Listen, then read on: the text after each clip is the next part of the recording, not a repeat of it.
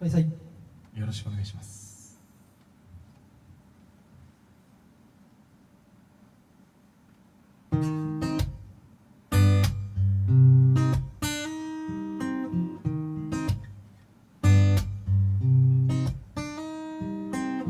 キャンドルを灯して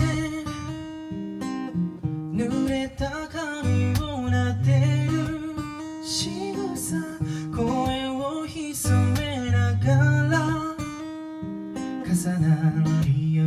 吐息、きつく握った手を嘲笑うかのように君は振り返りもせずに鳴らすハイヒール鳴り響く着信の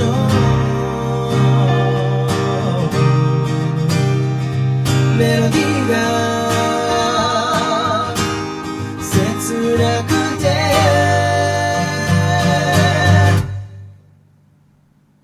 知らないやつのこと楽しそうに話すんだね、そのたび気づくが眠気、電話を切るときため息を吐き出したよね、不意に笑顔を作って優しくしないでよ、きっと叶わない恋でしょ、そんなの分かってるから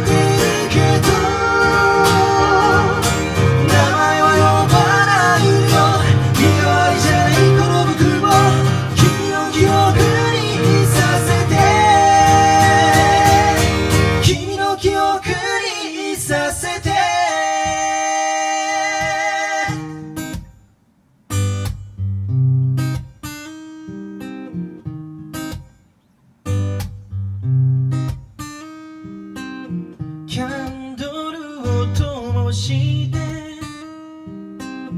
濡れた髪を撫でる仕草、声を潜めながら重な